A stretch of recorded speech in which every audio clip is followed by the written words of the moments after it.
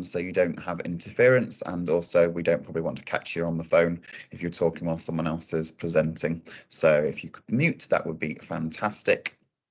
Brilliant. So it's been a while since we had an open meeting. So first off, thank you so much for everybody that attended in the December meeting. It was good to see everybody.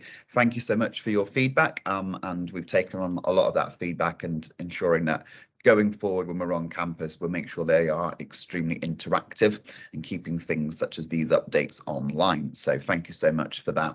So today we've got the remaining presentations from two of the teams within Student Academic Services. But what I'll do at the beginning of each of our open meetings is I'll do a bit of a thank you of a couple of things that have happened recently, and then I'll give you probably a sector update, something that I think is useful for you to be aware of, and then just a few kind of university updates, so everybody on the call is also aware. And hopefully, if things work, I will drop the link into the chat. If it doesn't work, I will send them out later.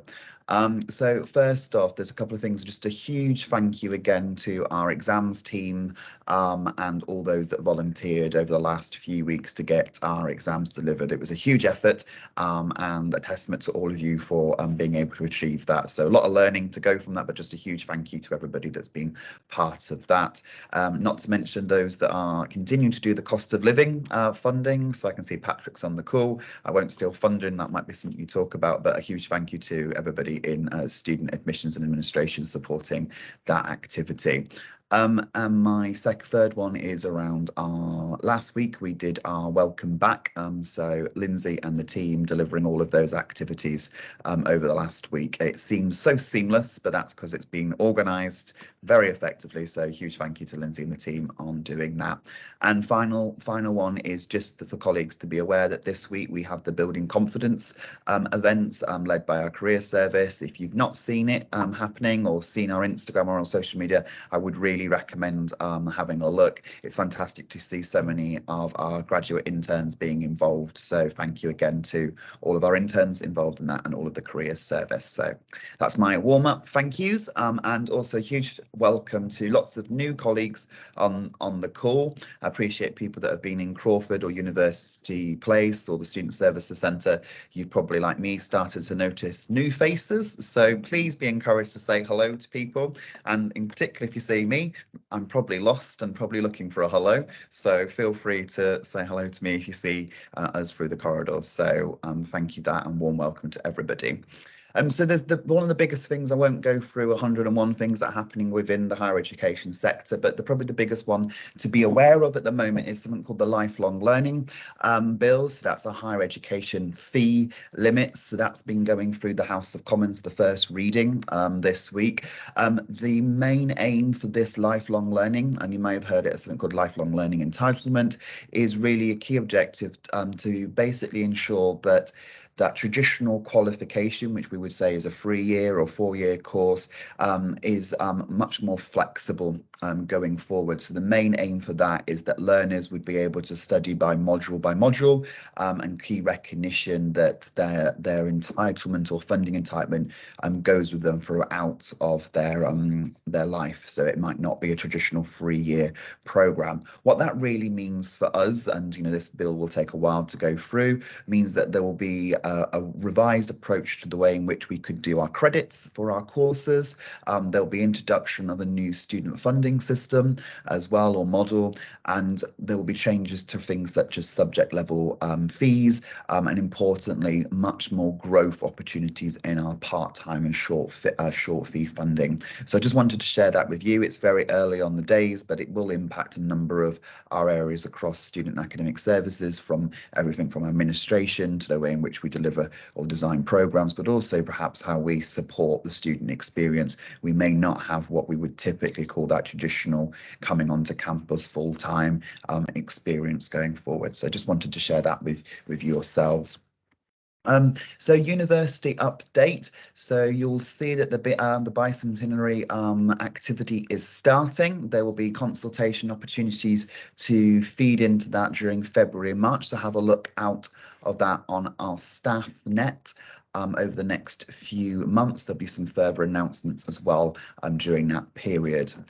We've also had a request from public engagement to feed in to, I said I'd try and get that into tapping. You will all get the links after the meeting because I can't paste them into the chat at the moment. But we've been asked from public engagement to help shape their future planning. So on StaffNet, there will be an opportunity for you to provide feedback on how we engage with our public in regards to research, teaching and cultural activities. So Lindsay, from that volunteering aspect, that would be really great if the team can feed into that, but others that are engaging in our wider community activities, please have an opportunity to feed into that. You will have hopefully already seen as well that some of our people and OD policies have been updated. Importantly, our contract and employment policies and procedures have been updated, our redeployment policy and policies and procedures for probation arrangement for professional service employees, a title that runs off the tongue. But again, we'll send you the link for you to read those. So please have a look at those. The final key one for me is to just note that the professional services open meeting, so led by Patrick Hackett, was held on the 2nd of February. What the main contents of that was around the staff survey. So again, thank you for those that completed the staff survey in the autumn. Adele, the Director of People and OD, talked through the staff survey results.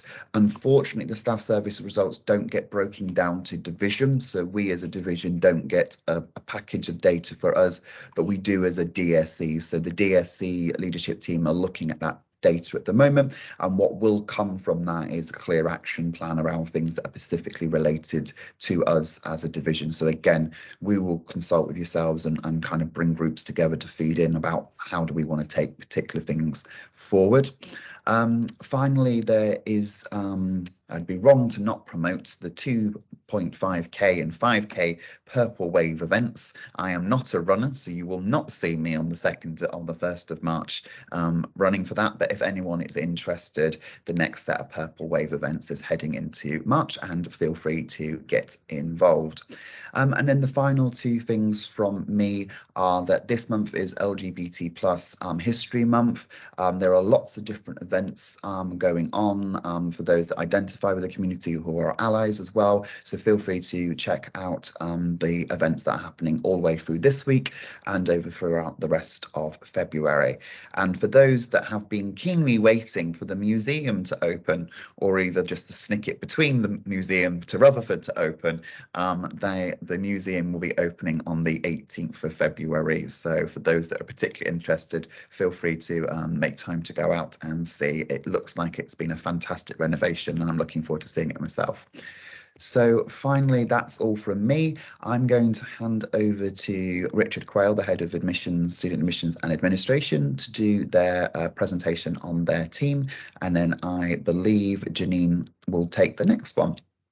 Great. So over to you, Richard. Thank you very much. I'm going to try and share my screen now. So this is the first opportunity for something to go wrong. But while I'm doing that, I just introduce myself because I'm still saying I'm new, but I'm approaching my first anniversary. So it's wearing a little thin with some colleagues. But I'm the head of student admissions and administration, which is part of what you might recall from SARBI, but it obviously isn't SARBI. So there is a slight similarity with some of the acronym there, but it's clearly very different. So can everyone see the screen? Can I get some nods? Yeah, great. So I've got 10 minutes and I'm going to definitely keep it within 10 minutes. There's no danger of me overrunning today. So this is what the team looked like for the managers and officers level. From the left side with admissions came together as part of cohort 1 of SCP, so that's now relatively embedded. But student finance, student immigration, student admissions team, administrations teams are part of cohort 2 and 3, so they're a little bit newer. But as I was saying about SARBI and that changing, this is now what student admissions and administration looks like. So there's probably some names that you'll recognise because we're lucky enough to have lots of talented staff who've been with us for a little while. So hopefully there's people there that you recognise if you've been at the university a little while as well. Looking at what we want to do together as a team. So we're looking at our how we work together themes. That's part of SEP, and we got some behaviours and some principles that we should all be doing. So we're really focusing on looking at our legal and compliance obligations, and then some of our business continuity stuff. So it's really that foundational. How do we make sure we're doing what we're meant to be doing, and how do we make sure that we keep the lights on in case there's an issue? Delivery of SEP. So how do we make sure everyone in who's been affected by cohort 3 or 2 or even 1 changes has the right support, the right training? We've got all of our structures populated, we've got all the staff that we need, and then the tech and process side of it as well. How are we embedding any of those changes? I'm one of the co-sponsors of the Hubs project, which is affecting people across the university in each school and each PGR doctoral academy. I've done a separate presentation on that, so I won't go into that in too much detail because that's worth catching up on at the DSE open meeting. And if you pay close enough attention, you'll hear me talking about Neighbours in it as well, the Australian TV show, not the people who live next door to. We're looking at our clear business processes and service level agreements to make sure that we are doing what we're saying we're doing and doing it as quick as we can. And making sure that the business processes support teams to do the good job that they really want to do as well. And then some specific ones, so looking at our university-wide strategy in relation to admissions and the associated processes that are related to that, and then UK visa and immigration attendance monitoring things as well. So there's a lot of compliance issues that we're following up with on that. Before I hand over to Fiona, who's going to go first because she needs to leave in a few minutes, I would just mention there is the chat feature. So please do pop as many comments and questions as you've got in the chat. I want to try and make it as interactive as possible, but we won't reply to chat messages in the presentation, but we'll pick them up and get back to you afterwards. So please feel free to put anything that comes across your mind down in the chat and we will address it. Fiona. Thank you. I'm going to talk very quickly because I've got to go to Change Control Board Working Group for 2 admissions developments, which is something I want to cover in my very quick introduction to the student admissions team. Thanks, Richard. The slide on the screen there for you is to basically give you an idea of the 2 wings of the student admissions team. So the first being the student admissions operations side of the team, which is headed up by Louise Hussain.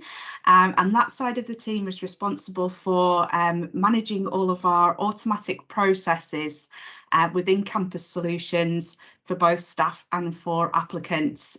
So as part of that, we look after the application form for postgraduate applications, and we also handle the import of application data from UCAS and from DFE Apply, which is for teacher training programmes. So without that happening, we would have no applications to deal with and potentially no students. So our role within the admissions process is really important. We are the first line support for admission staff across the university. So if they have problems with processes or with the ways of actually doing things, we're the team that they come to. And we deal with a lot of process improvement as well. One of the things I'm leaving this meeting for shortly. On the other side of the team, which is headed up by Heidi Page, we look after training policy and governance. That includes ensuring data quality across admissions records and onwards into student records. We carry out proactive identification of training needs and develop training for admissions colleagues across the university on that basis. And we also review policies and implement policies that relate to applicants. So that ranges from the recruitment, selection and admissions policy itself through criminal convictions, the admission of minors and appeals and complaints for applicants, amongst others. And we also deal with verification issues to do with applications and with qualifications information and course information on the web. And as a result of dealing with all of those bits and pieces, we've worked with quite a lot of colleagues across SAS. And I just wanted to finish my input with a big shout out for confirmation and clearing. So that's our main activity in the summer, where we get loads of volunteers coming in and helping us on the phones to speak to applicants who are looking to fill some of the places on our courses. And we'll be doing a call out for people to volunteer for that very, very shortly. So please look out for that, and we always welcome volunteers. Thank you. Thank you, Fiona. Next up is Tracy for the student administration team. Thanks. Excuse me. Thanks, Richard. So my name's Tracy Gallimore, so I'm the Student Administration Manager, leading the Student Administration team. So our main responsibilities are graduation.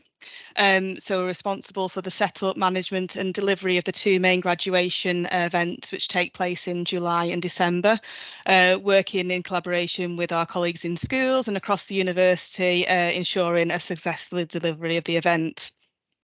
Alongside graduation comes our official documents as well. So we're responsible for producing transcripts and certificates.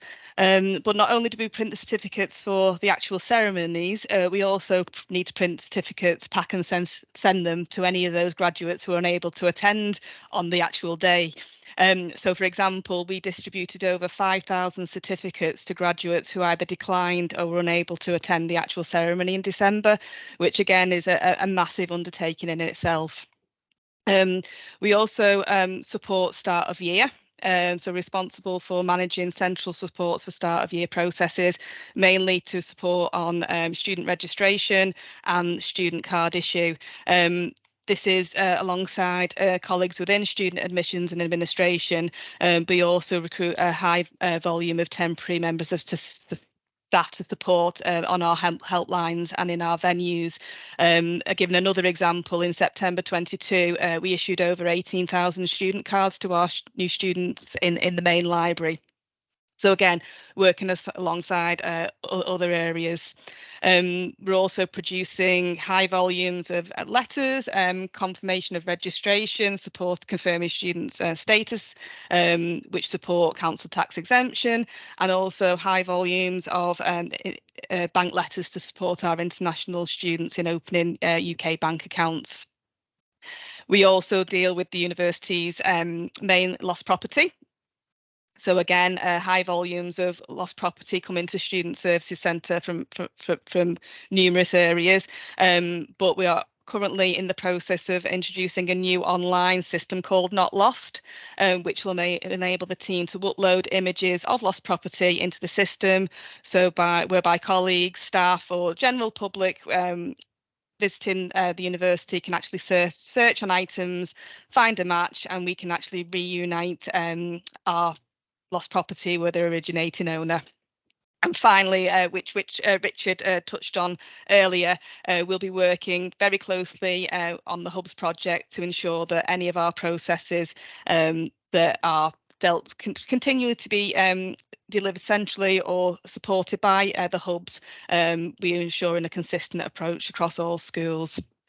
And then finally, just for our priorities, again, working along the hubs to make sure that consistent service for all students, and graduation, we will continue to improve and monitor our processes to improve the experience both for our students, graduates and the staff that are involved in supporting graduation.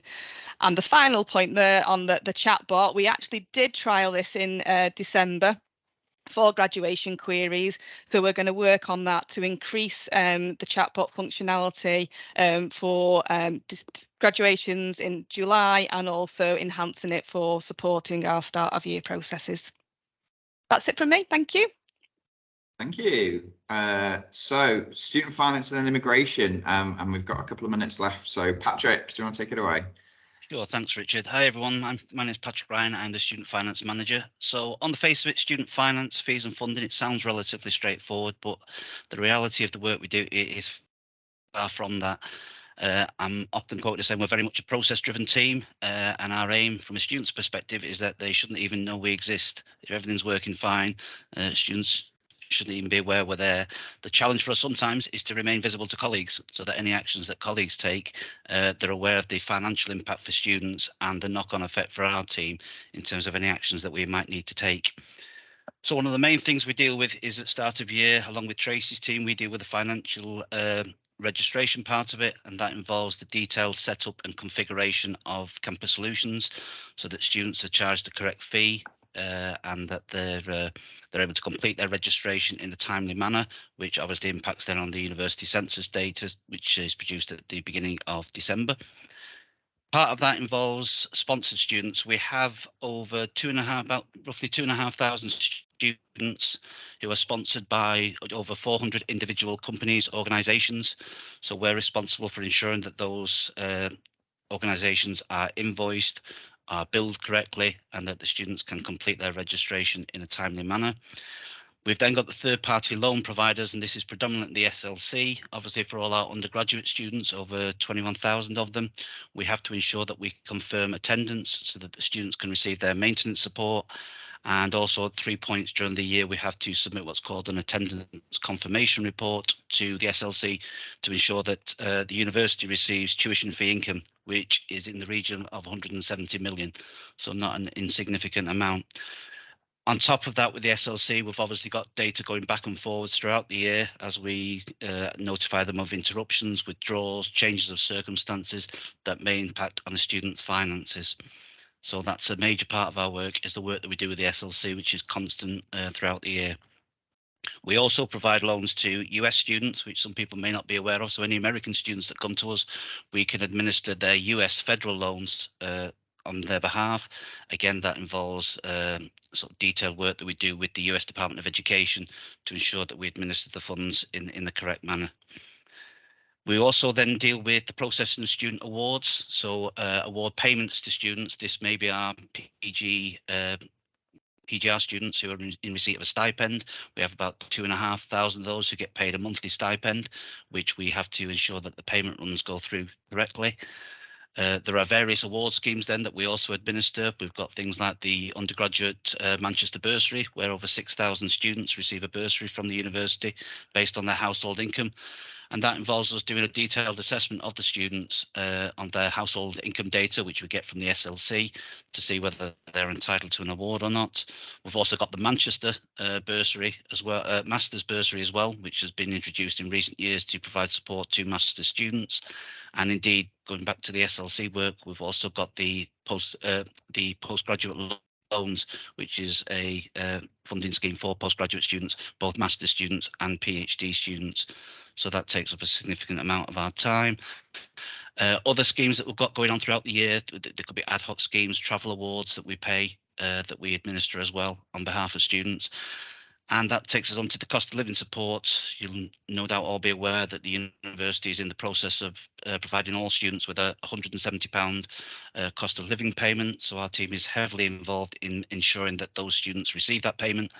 I think so far we've processed just over 40,000 awards to students, and that work is just coming to a close now as we sort of tidy up the remaining students that are still due to be paid, and then there will be a second tranche to students of certain cohorts which we will need to look at.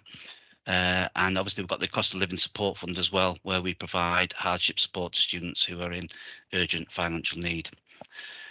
That takes me on to the priorities for the team. Obviously, we are looking to implement the new structures as part of SEP. We brought two teams together, the funding team and payments and reg team. So we're looking to cement that that sort of bringing together of those teams. We're also developing a new working dynamic with colleagues in central finance. The aim of that really is to provide a better student experience so that students aren't passed from one team back to another and back and forth. Teams will take ownership of it and will communicate with each other in a much better way so that the student ultimately raises the query and then somebody will get back to them, take ownership of that. And that will involve closer work as well with the hubs, which Richard has already touched on. And again, as I said, the main priority for us at the moment is the cost of living payments and the continuing support we give to students through our hardship fund. Great, thanks, Patrick. And brownie points for Lindsay for putting it up, and Magdalena now as well for putting comments in the chat. So keep them coming and we'll get back to you after the meeting. And last but not least, Sophie for student immigration. Hi, everybody. I'll just have a quick run through of our key priorities. So basically, we have to ensure all students have a right to study. Since Brexit, that means that if you're not British or Irish, you have to prove your immigration status. So that's been a massive shift for the team to deal with. It's no longer just international students, it's a much broader population. We have to ensure compliance with student route sponsor obligations. That's fundamentally a record keeping requirement. But within that, we have a significant external reporting obligation. So a little bit like with Patrick's team, we have to report lots of changes of circumstances, students who don't register, don't arrive, don't attend, complete early, withdraw, and also eligibility for the graduate route. We have to ensure compliance with the SAS vetting scheme. So that's a Foreign Office scheme that requires students who are studying courses with a significant science component and the courses masters, well, undergraduate masters or above. They need to get clearance, which is like a security check to do that course. There are a few exempt countries, but it's pretty much, if you're subject to immigration control, the likelihood is if you're doing a particular type of science course, you need that security clearance. So we manage that scheme with the FCO and try and ensure that all students have the appropriate clearance for their course. Immigration advice is a regulated advice area, so not everybody can give immigration advice. So we provide that relating to study in the UK, although we do seem to increasingly get queries about study in the rest of the world that we have to regretfully decline offering advice about. One of the key things about immigration advice is, say, it is regulated.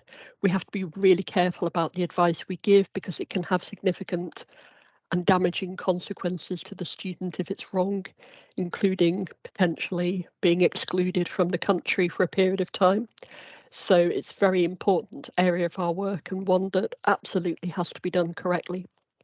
And the other area of our work is training and guidance for staff, which we have guidance around CAS production, and that's the document that students need to be able to apply for a visa. So we support admissions teams with that.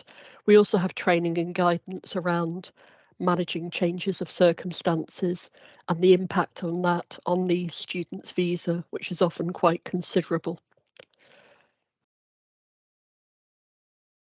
So in terms of our responsibilities and our team priorities, ultimately UKVI compliance is everything in terms of our priorities. Within that at the moment, there's a look at attendance monitoring.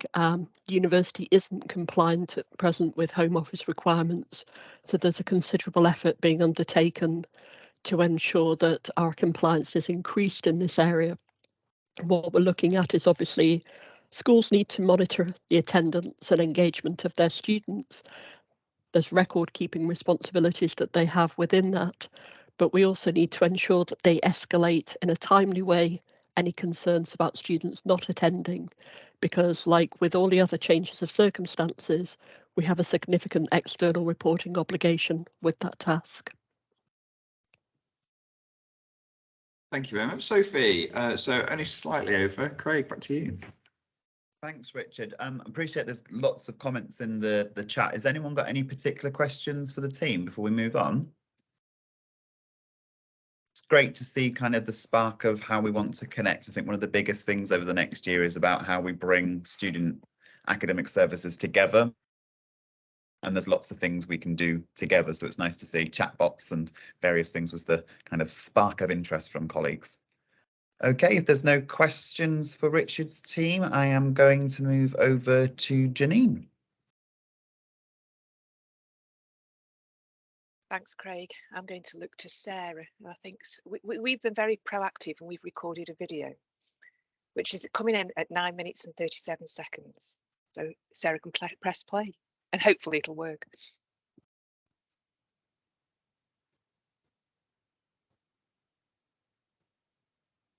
Hi, I'm Janine Holdway, Head of Teaching and Learning Delivery, and together with my colleague Paul Brierley, who's Head of Scheduling, we head up the Teaching and Learning Delivery team.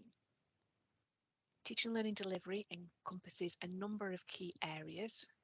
We have the TEF Manager, Sarah Williams. We have the Teaching and Learning Manager for Taught Programme Enhancement, Joe Hicks. Teaching and Learning Manager for Policy and Degree Apprenticeship, Siobhan Cartwright. Teaching and Learning Manager for Appeals, Complaints and Discipline, Jenny Gradwell.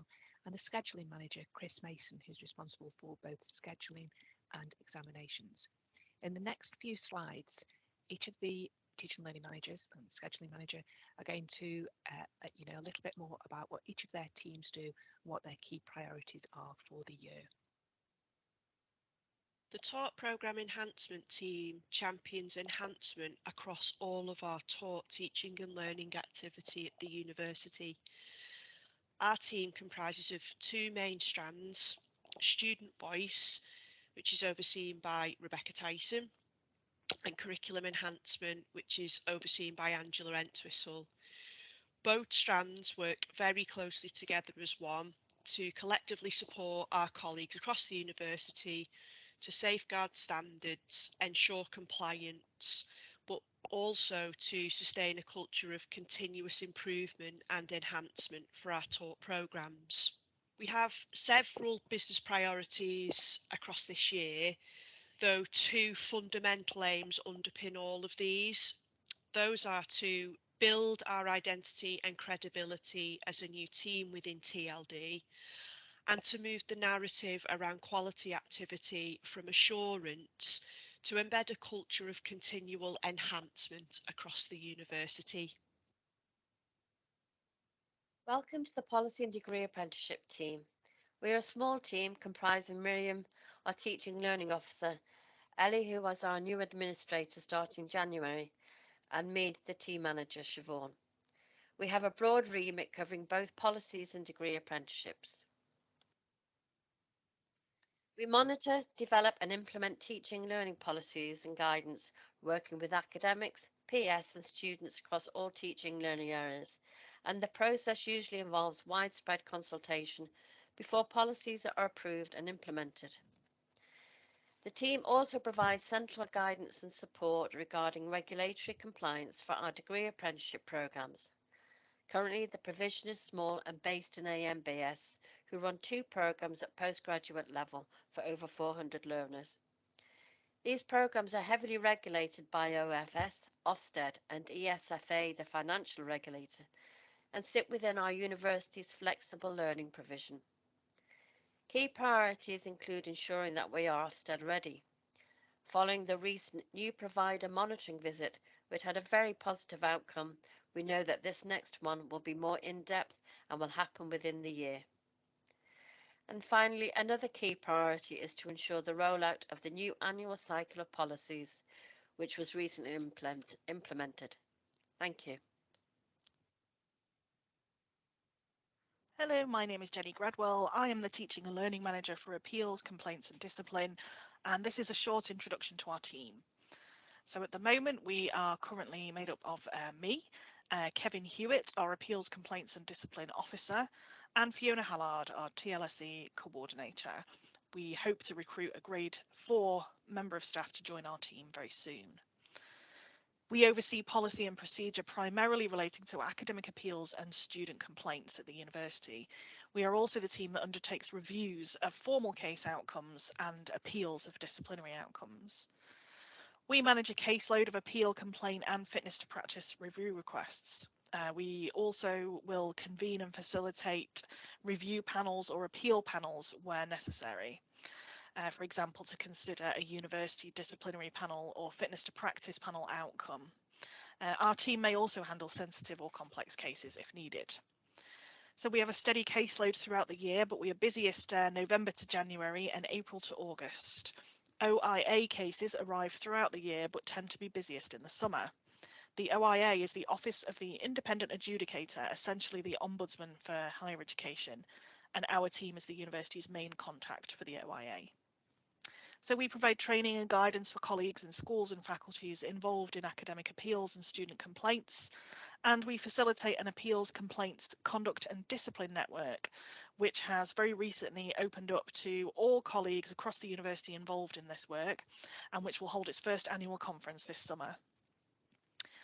We lead on production of an annual report to Senate of data around casework for appeals, complaints, disciplinary cases, fitness to practice and case reviews.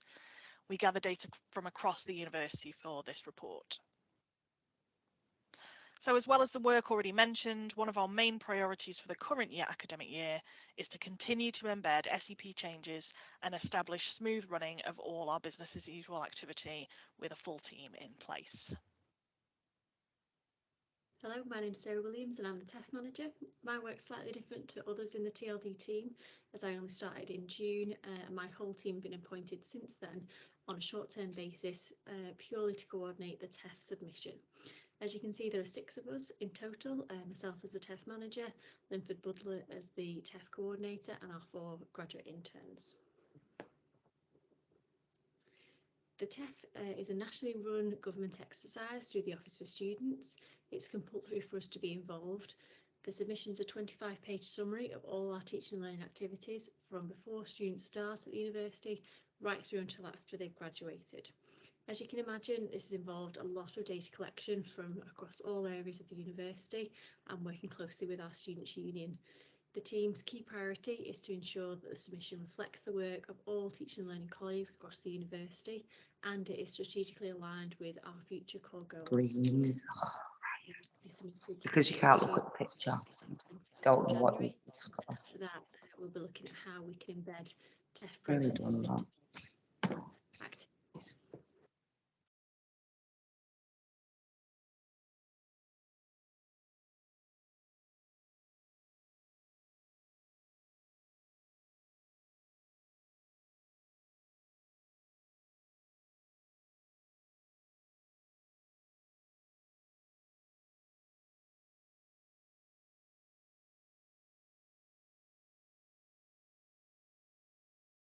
Sarah, you're muted. Jill, Michelle and Joe. Okay. Abigail joined us in. Sorry, have you not been able to hear any of that? No, could you just go back to the bit with start of Chris? Okay, yeah.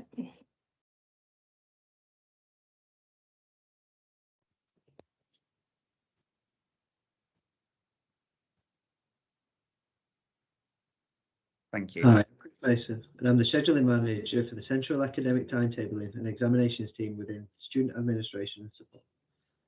I joined the division in November, having previously worked at the University of Liverpool for 6 years as a timetabling manager. So here you can see our team structure, with Paul Briley as head of scheduling, then myself, then the 2 Tribushes of the scheduling team. Then the left-hand side is the timetabling team, with John, Atik and Rita, who joined us in January. Then the right-hand side is the exams team, with Jill, Michelle and Joe. Abigail joined us in January 2023 also.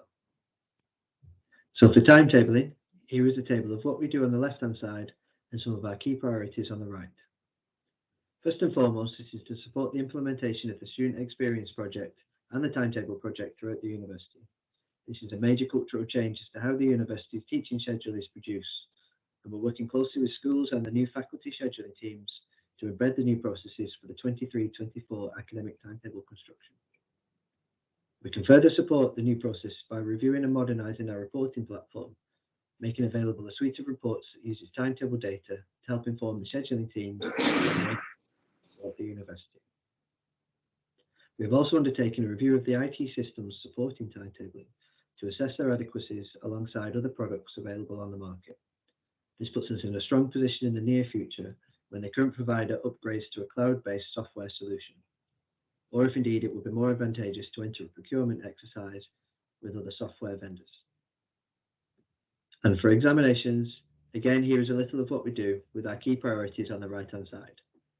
These include reviewing the examination policy and the close of practice, as well as exploring how we resource invigilation. At the end of 2022, we had a successful recruitment drive to strengthen our pool of invigilators. We're also reviewing how we can provide better support for our DAS students. These are students with access arrangements to examinations.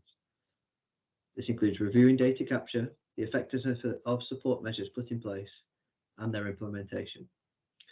We're also looking to see how we can support more exams in computer clusters as digital fluency and e-assessment creeps ever more into courses and the curriculum. Thank you, and thanks to all my colleagues for presenting. That brings us to the end of our tour around the work of teaching and learning delivery. We hope you found it informative, but if anybody has any questions, please feel free to ask them now, or you can drop us a message or an email afterwards. Thanks. Thank you very much. I wasn't sure if Paul was actually speaking or it was a recording there for a second. He hadn't appeared on the screen, so I'm assuming it was a recording and not Paul on the call. Great. Well, thank you so much for both teams presenting. Appreciate everybody on the call. It's a lot of information again about what our teams are. But again, going forward, what we're going to be doing is much more interactive and networking opportunities across the team, so you can get to know each other more informally. But what we want to do is just demonstrate that breadth and also opportunities, as we've already started to see, where we can collaborate. So before the end of the meeting, we've got a few minutes for any questions related to what we've just presented. Anything for anyone to add that were from the teams? No, okay. So as the year goes on, what we're going to do is want to more showcase what actually is happening in local areas of the team. So particularly good practice and things that are happening. So we've got our big volunteering day coming up in a few weeks' time. It'd be great to hear from colleagues that have been involved in that as well. So from me and behalf of the leadership team, thank you so much for taking the time. We've got 15 minutes back, so feel free to kind of step away from the desk, have a drink, don't jump back into work, and I will see you all very soon. Take care.